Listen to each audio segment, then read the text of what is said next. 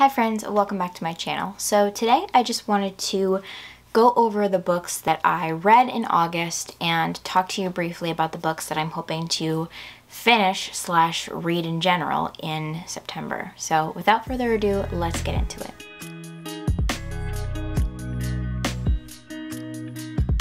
Okay, so August was a pretty good reading month in terms of quality of the books that I read. It was not a very good reading month in terms of quantity, but I'm kind of okay with that because the books that I read were so wonderful. So the first book that I read was Almond by Won-Pyun Son.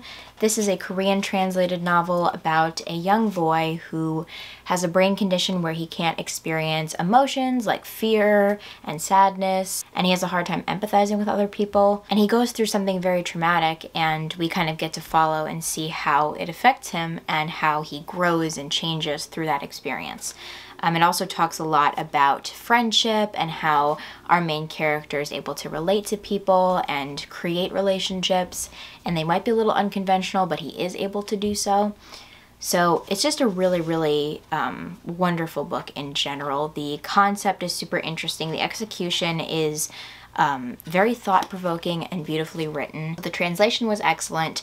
The writing was excellent. I found it to be just lengthy enough to give me everything that I wanted out of it, but also brief enough that it made its point concisely. So I really enjoyed this. I gave it 4 stars, and that was my first completed book of August. Alright, so I did end up starting a book actually in July, and this tells you how I'm doing with completing books because I'm only at page 75 of Life Sciences by Joy Sorman. I started this at the end of July. It is now the very end of August, and I haven't gotten very far in this. I think I feel a little bit like reading this is a task, and that's not because it's a bad book. In fact, I think it's a really great book. This just follows a young woman who basically is in this family where every woman in the lineage has this like unexplained chronic pain condition or chronic illness that doctors can't put a finger on why it's happening.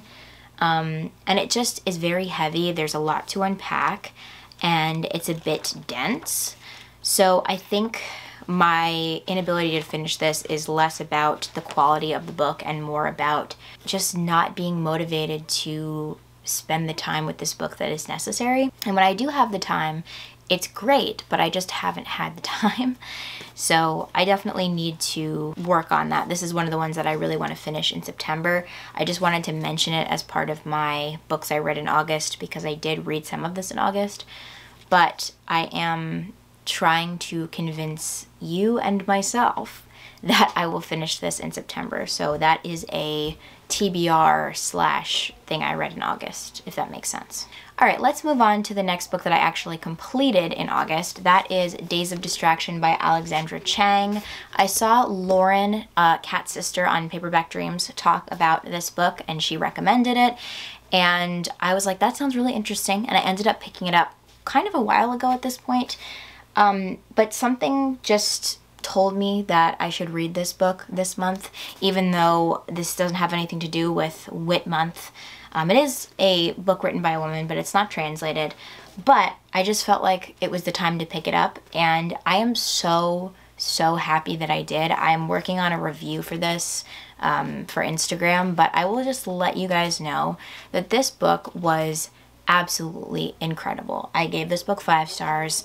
It follows a young woman who might also be named Alexandra. She's mostly unnamed. I think the boyfriend mentions her name once in the book, if I'm not mistaken. But our narrator is a young woman who works in journalism, and she is getting ready to move across the country for her boyfriend for his graduate studies.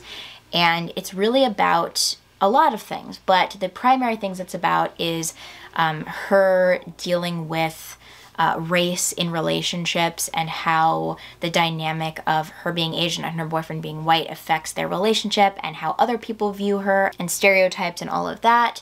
And it's also about how we sacrifice for relationships and sort of navigating the ways in which those sacrifices affect the relationship and affect ourselves and each other.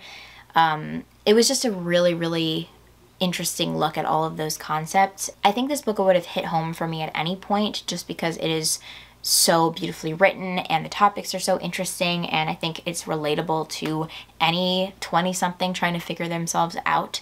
But it especially hit home with me right now when I am preparing for this big move halfway across the country, and I'm doing that for my partner. And without going into it in too much detail, I just feel like the experiences and the feelings that Chang is bringing up for our narrator really, really hit home for me. And the concerns that I have and the feelings I have, the good, the bad, everything in between, is really well represented in this book. And it's very complex and nuanced, and I just generally felt seen and heard in a way that I haven't about this particular subject before. So it just came in a really, really good time, and it was beautifully written and executed, and I gave it 5 stars, and I love it so much. So if any of those topics seem interesting to you, please give this one a read. It's amazing. All right, moving right along to the last book that I completed in August. It is An American Marriage by Tayari Jones. I have had this on my shelf for quite a while. I have heard incredible things about it. Obviously, it is a very popular book, but I'm quite late to the party. But I wanted to finally give this a read because I saw the audiobook was available, and I just figured, why not give it a go? This was an automatic 5-star read for me. The way that Jones got into the characters' heads and made the reader feel for these characters. I'm not someone who is so easily moved by things that happen in books. I'm much more easily moved in the visual sense when there's like films and things that have a lot going on, you know, emotionally. I get invested in that. In books, I can get very easily invested in a book, but not in the characters as much, if that makes sense. And this book had me very much invested in the lives of these characters, and able to see how every character was right and how every character was also equally wrong for what they were doing. And it was just such a beautiful book. I didn't even tell you what it was about. It is about a couple, and the husband actually gets wrongfully accused of raping a woman in this hotel, and the wife knows that he's innocent because he was with her all night, and he has to serve quite a bit of time for this crime that he didn't commit. So it's a book about the justice system, it's a book about being Black in America, and it's also a book about the complexities of relationships, from family to friends to people in a marriage. Everybody in this book is so complex and nuanced, and all the relationships have so many different dynamics and things going on. And it is very much a portrait of the marriage and the 2 individuals in the marriage and all of their families as well. There's a lot to unpack in this book, and I'm not going to go into all of it, but I just felt like this book had such a hold over me. Honestly, like when I woke up the morning after I finished listening to this, that was all that I could think about, even with everything else going on in my life. Like, I was stuck in this book, and that's not something that happens very often for me. So I loved this. I gave it 5 stars, and that is the final book that I read in August. All right, so I have a few books that I am interested in reading in September. September is probably going to be a little bit of this and a little bit of that for reading, just because I have some stuff to finish up that I haven't finished for my like August TBR, and I'm not super concerned with like a particular genre or goal in September, just to sort of try to finish some of the things that I had in motion. So the first one that I want to finish is Choice Words, Writers on Abortion, edited by Annie Finch. I've talked about this so many times, so I'm not gonna keep going over it. I'm at page 136. I have quite a bit to go, but I really don't want to continue taking this into the next month and the next month's TBR and just not finishing it or doing anything about it. I feel like I haven't touched this in literal months. And if I don't finish this in September, which is the goal, but if I don't achieve that goal, the goal is to at least read a decent amount of it so that I can hopefully not carry this any further than 2022. So that is my first goal for September reading. The next book I do actually want to read start to finish, and that is Red Clocks by Lenny Zumas. So this is very much a Handmaid's Tale-esque novel as far as I know, but I've had this on my shelf for a while and I've been interested in it for a while, but I was able to snag the audiobook for this, and I think the goal is going to just be for me to blow through the audiobook as I've been doing with books recently. Actually, I read An American Marriage and Days of Distraction. Oh, and also Almond on audiobook. Side note, it's been a very audiobook heavy time for me, and it's really interesting because I go through these periods where I don't listen to any audiobooks, and then I go through periods where I listen to like only audiobooks and I don't read physically as much. So maybe it's something to do with my attention or just whatever's going on in my life. It's just very interesting to me how like I get stuck in one mode of reading for long periods of time. But because that's working for me, I'm going to try to read this on audio and finally say that I read this, because I've had this for a while and I really want to get it read. So that is the next book I'm planning on reading. And speaking of audiobooks, I'm also about to have my hold come in for Where the Crawdads Sing, which I am very, very excited about because I did watch the movie, which I know it's sacrilegious to watch the movie before you read the book, or at least it is in my family. But I really didn't have any choice because my mom wanted to go see the movie and I was excited about the movie, and I wasn't excited about the book until I saw the movie out, and then I was like, wow, I really want to read this. And of course, the audiobook was like weeks and weeks and weeks out on Libby. So I think in September I should be getting my hold in. It looks like that anyway. And then I can listen to that. So that is also on my September TBR. And then the final book that's on my September TBR, at least to start, is We Spread by Ian Reid. So this is Ian Reid's brand new book that's coming out in the end of September. And the likelihood that I'll finish it in September, probably slim, though when I get invested in an Ian Reid book, I can finish it in like a day. So we'll see.